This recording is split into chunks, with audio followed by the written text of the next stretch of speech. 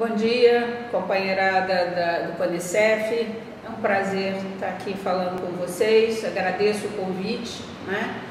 O meu para casa hoje é falar um pouquinho sobre a conjuntura do sistema de previdência complementar, né? Abordar em decorrência dessa conjuntura a questão da CGPAR 25 e a resolução do CNPC a 30, né, que fala de questionamento de déficits, premissas atuariais e avança bastante na questão da questionamento de déficits. Então vamos lá.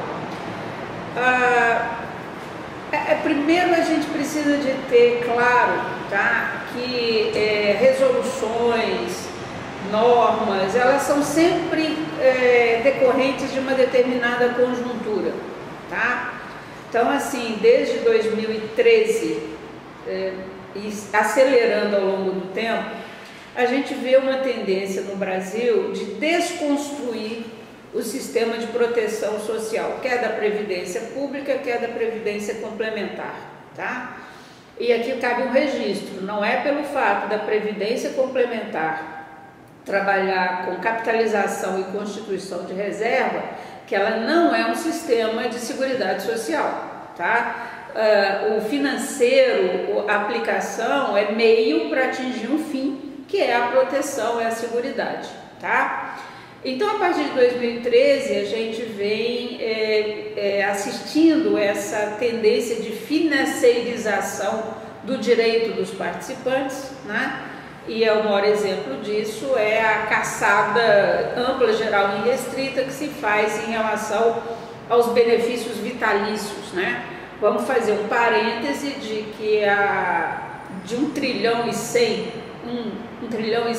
de benefícios ou de recursos que o nosso sistema tem, 60% a 70% disso está baseado nos grandes planos de benefício definido, né? No caso da FUNCEF, são o REG-REPLAN, saudável e não saudável, né? A parte vitalícia do REB e a parte vitalícia do novo plano, né? Então, as grandes fundações, a mesma coisa tem, a gente pode falar da Previ, da Petros, da pessoal da FAPES, que é dos empregados do BNDES, né? Mas isso não impede de que haja essa desconstrução do vitalício e a gente precisa de entender por que se dá isso, né?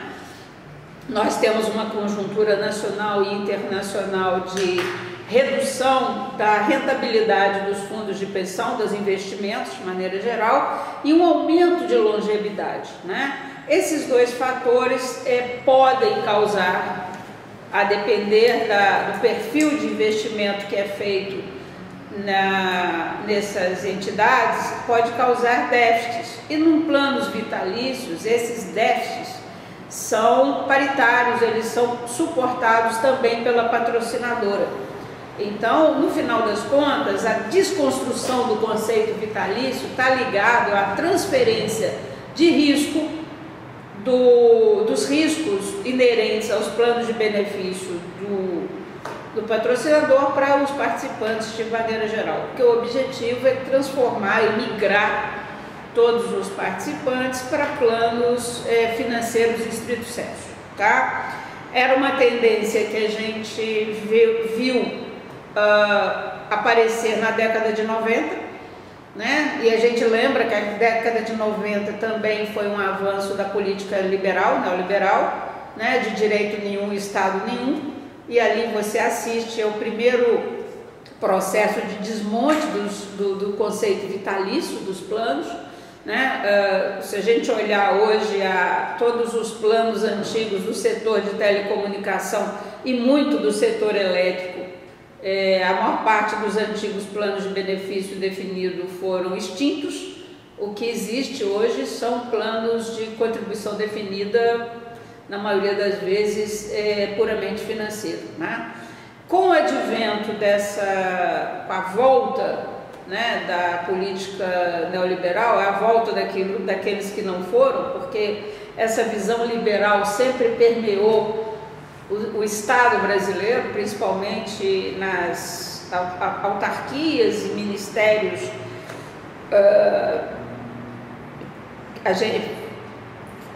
da economia, antiga fazenda, planejamento, né?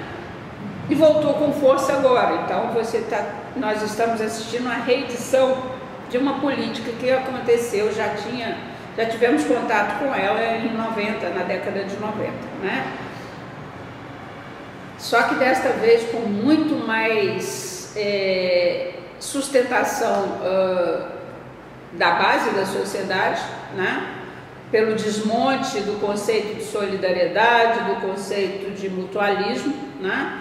E o avanço sistemático da política de privatização, de desmonte do Estado, né? Se vocês olharem, nós estamos aqui com o desmonte da Petrobras, privatizando as fatias, ameaça de privatização da Caixa, ameaça de privatização do Banco do Brasil, privatização da SEDAI, privatização dos aeroportos, que está acontecendo de forma acelerada, privatização dos Correios e essa proposta agora de mudança da legislação envolvendo o serviço público, que é o desmonte do Estado, né? Então, essa conjuntura que a gente está vivendo hoje, que é decorrente de uma política liberal, ou neoliberal, ou ultraliberal, como preferem alguns, tem consequências diretas nos nossos planos de previdência, né? Esse conceito de seguridade, de proteção social está sendo criminalizado, a palavra é essa, não estou sendo muito agressiva nisso, né? E por consequência você tem todo um direcionamento, né, em olhar e quase que tentar fundir a ideia de previdência complementar com a ideia de previdência complementar aberta e fechada, né? O curioso é que em vez de você tentar melhorar a cobertura previdenciária do sistema aberto, o que a gente assiste é um desmonte da visão previdenciária do sistema fechado, né? Então, em vez de melhorar o que não é lá muito previdente, a política de Estado do governo brasileiro é de fazer exatamente o contrário. E onde que essa política aparece, né? Aparece, obviamente, ela é traduzida em resoluções, na legislação, né? Você tem uma ideia e ela se torna real e concreta a partir de normativos, né? E a CGPAR 25, ela é um exemplo lapidar disso que eu estou falando. Ali dentro tem algumas pérolas, né? A primeira, proibição ampla, geral e restrita de criação de planos com benefícios vitalícios. Está expresso isso. Os novos planos criados por empresas estatais com controle direto da União serão obrigatoriamente de contribuição definida. Ponto. Né? Essa tendência já tinha sido demarcada. Vamos lembrar da criação do Fundo de Pensão dos Funcionários Públicos, FUNPRESP, que obrigatoriamente é planos de contribuição definida, né? Embora a criação do FUNPRESP, eles criaram a possibilidade de ter vitalicidade naquele plano, apesar dele ser um CD, ele tem um fundo de sobrevivência, o que é um alento para nós, né?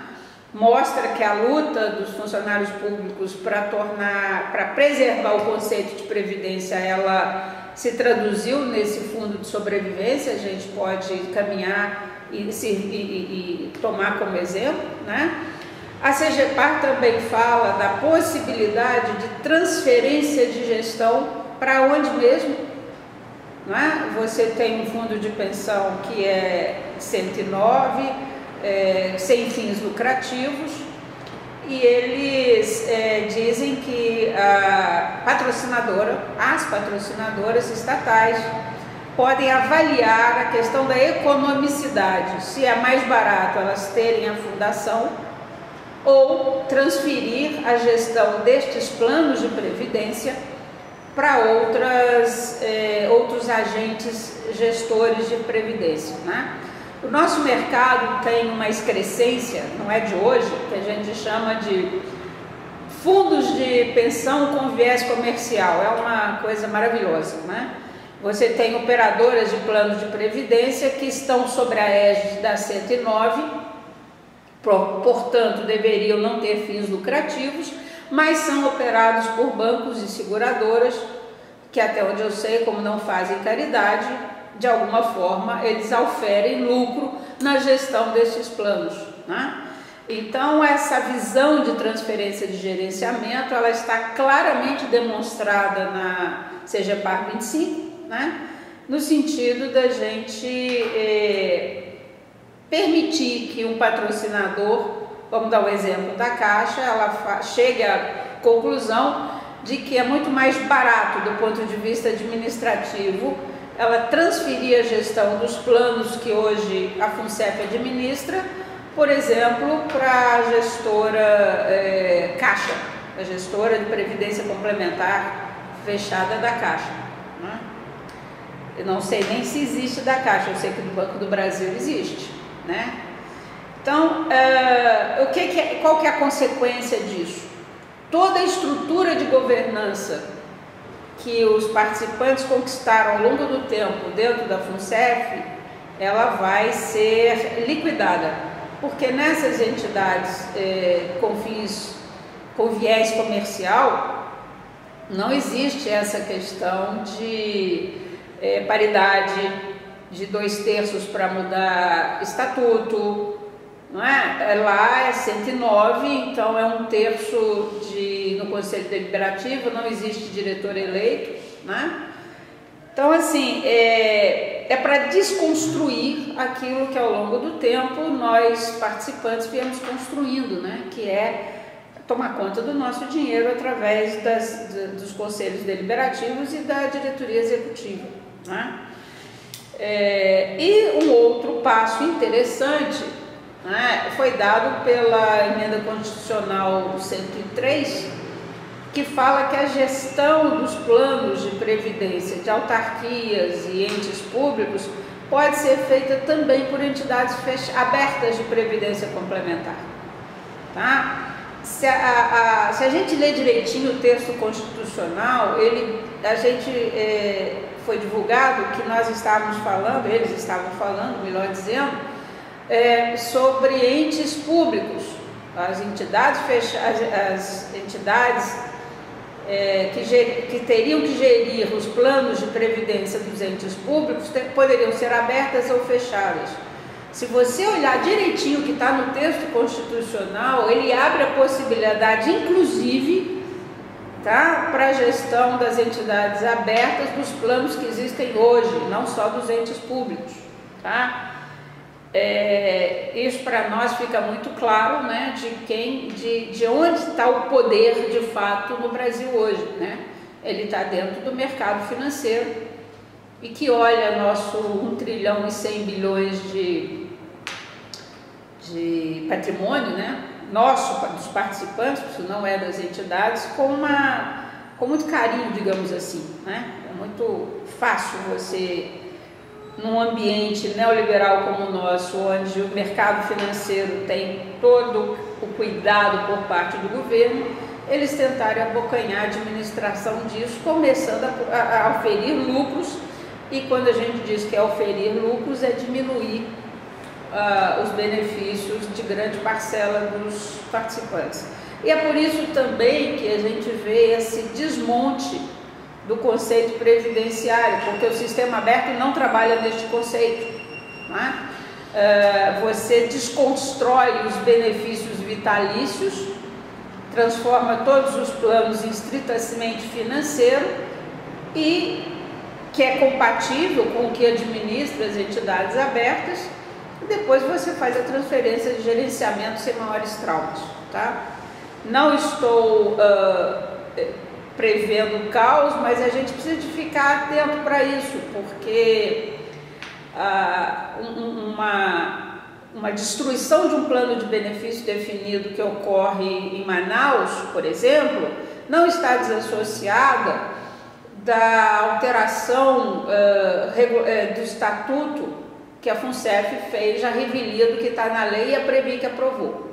Vocês tiveram que judicializar essa questão. As coisas estão ligadas, tá? Nesse sentido, não há um problema dos trabalhadores do BASA, nem um problema dos trabalhadores da CEMIG, nem um problema dos trabalhadores da Caixa. Existe um problema de todos os trabalhadores participantes do fundo de pensão, e se a gente não entender isso e começar a trabalhar de forma coletiva, né, um por um nós cairemos e vamos ver os nossos planos e os nossos benefícios serem aviltados, né?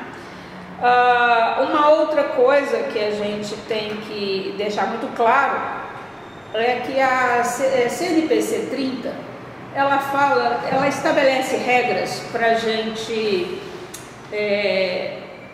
mensurar as premissas atuariais. A mais importante delas são as tábuas gerais de mortalidade, e também auferir e medir a perspectiva de rentabilidade futura, é o que a gente chama de taxa de juros, né, que define o passivo, ou seja, os compromissos do plano de previdência, né? Essa resolução, no momento em que ela foi editada, é um avanço, ela continua sendo um avanço, né?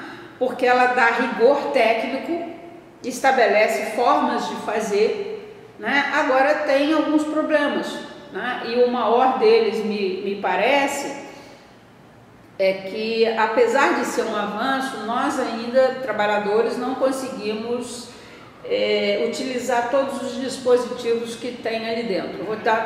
Vou citar um. Quando a gente vai estabelecer qual que é a taxa de juros que o plano tem que usar, você faz a evolução ao longo do tempo daquilo que você tem de recursos garantidores já encarteirados, tá? Você faz uma previsão de longo tempo de investimento e reinvestimento, tá? Isso é disponibilizado para os participantes, isso é um estudo técnico que tem que ser levado a sério, e ele define, né, qual que seria a rentabilidade possível para você aplicar na hora de marcar o passivo do plano. No caso da FUNCEF, eu sempre chamo a atenção disso, tá? Em 2016, a FUNCEF abaixou a taxa de juros, que era de 5,5 para 4,5. Essa redução de 1% nessa taxa de juros fez crescer o compromisso do plano, o passivo do plano é a mesma coisa, tá? Em quase 7 bilhões de reais. A pergunta que eu faço a vocês: este estudo que definia essa taxa de juros apontava para essa redução mesmo? Porque esse estudo, a resolução diz claramente que ela tem que ser disponibilizada para os participantes, tá? Pode ser que o estudo tenha definido com todas as letras de que sim, a gente precisava de reduzir a taxa de juros e aumentar o passivo. Por que eu estou chamando a atenção disso? Porque isto causou mais déficit no plano de previdência.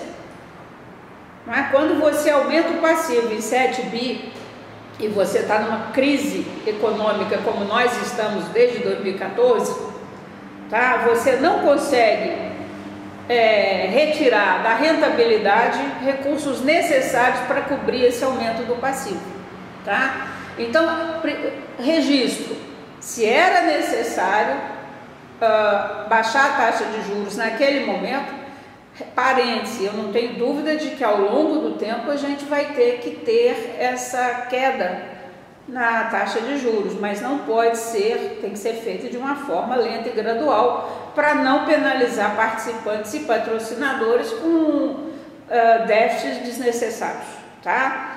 Então, uma coisa é você saber que ao longo do tempo tem que ajustar a sua taxa de juros, e a outra coisa é fazer no momento X, onde você não consegue compensar esse aumento do passivo com rentabilidade por conta de uma conjuntura econômica complicada, tá?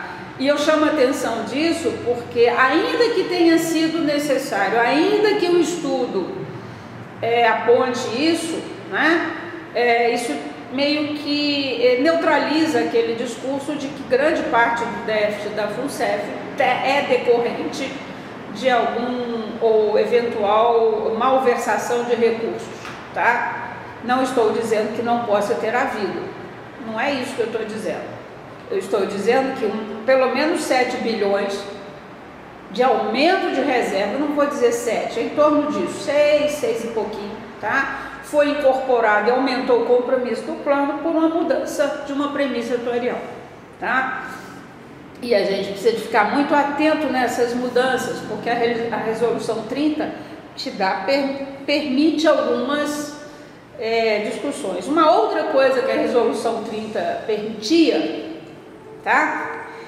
E a Previc acabou não permitindo, porque ela mudou a instrução normativa que operacionalizava a resolução 30, é a questão do seguinte: se você vai equacionar, hoje para equacionar déficit, você tem que usar 1,5 vezes o duration do plano, né? O duration do plano, ele é uma média do tempo de vida ou de pagamento do passivo do plano, tá? Uma entidade que tem duration de 10 anos provavelmente tem uma vida do plano aí por volta dos 30, 35 anos. É uma conta bem superficial que eu estou fazendo aqui, tá? A resolução de hoje manda você fazer o equacionamento do déficit em 1,5 vezes duration. Traduzindo, se o duration do plano é 10 anos, você vai equacionar em 15. A resolução 30, ela dizia o seguinte: você pode equacionar pela duração integral do plano, nesse exemplo que eu estou dando, em 30 anos, desde que você equacione 100% do déficit existente, fazendo desconto naturalmente daquilo que você já tem encarteirado, que a gente chama de ajuste de precificação. A Previc nunca aceitou muito bem isso que o Conselho tinha aprovado e no final do ano passado, se não me engano, ela editou a Instrução Normativa 33, que proibiu o abatimento do ajuste de precificação nesse pagamento integral do déficit, tá? E eu fico pensando aqui, por que exatamente a Previc toma essa decisão, né?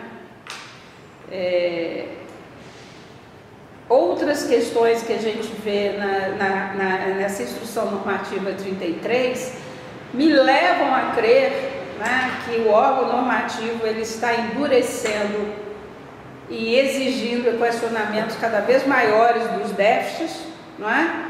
Criando um desconforto absurdo para participantes e patrocinadores, e isso nos leva àquela velha saída: olha, você tem que pagar um déficit, mas olha, se você quiser migrar de plano, o plano CD não tem déficit para você pagar, o que é uma meia-verdade. Você não tem déficit para pagar porque o desequilíbrio de rentabilidade vai impactar diretamente e individualmente seu saldo de conta, tá? Não é teoria da conspiração, né? A gente vê em vários planos essa construção teórica. Olha, o plano de vocês está com déficit, mas nós estamos trabalhando para que vocês não tenham que pagá-lo, é só mudar de plano, não é? O que é uma inverdade ou meia-verdade. Quando você conta uma meia-verdade, você está falando uma mentira inteira, porque quando você faz migração de plano, você tem que equacionar integralmente o déficit na saída, e a partir da entrada no novo plano, você tem a responsabilidade integral e individual pelos desequilíbrios do plano, tá? Eu olho, e como eu falei, eu não estou citando o que está acontecendo no âmbito da FUNCEF, eu estou dizendo que Forluz,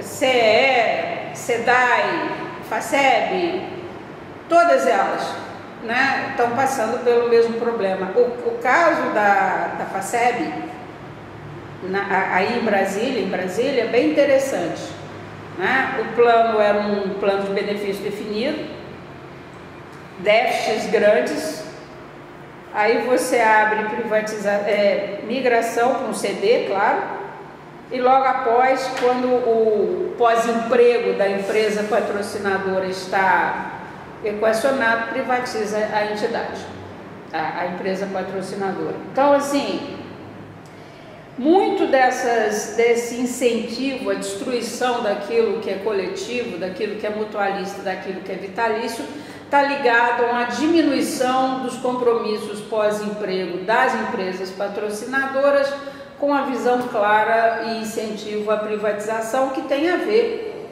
com aquela política neoliberal que infelizmente a gente está vivendo aqui no Brasil, tá?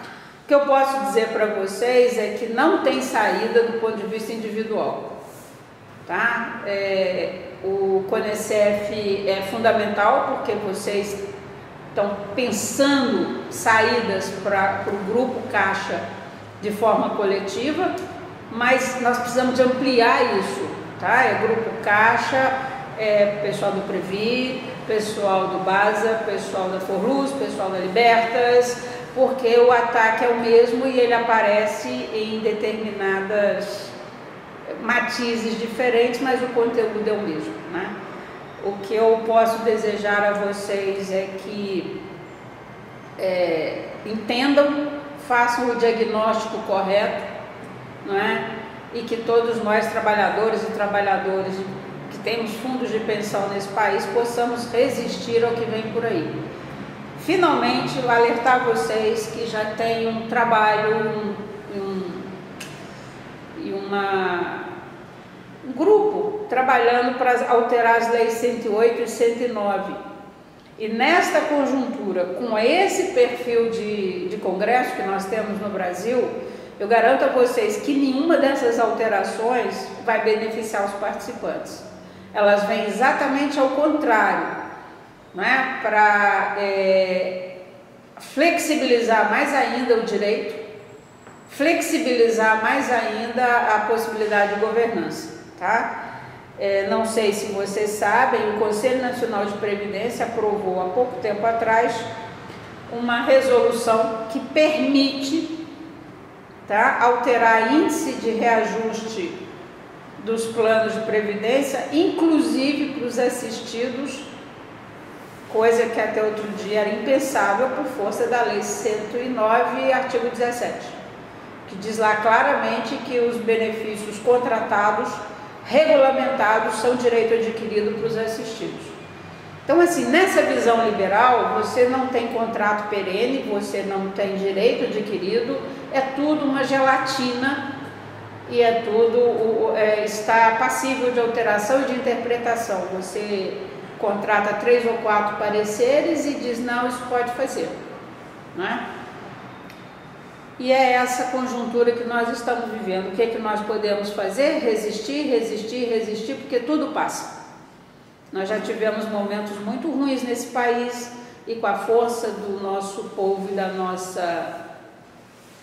do conhecimento, né? Porque o conhecimento potencializa a sua ação, a gente conseguiu vencer e eu acho que vamos vencer de novo, tá? Eu agradeço mais uma vez o CONECEF, obrigada. A ANAPAR está à disposição de vocês, eu estou à disposição de vocês para todo momento que for possível, tá?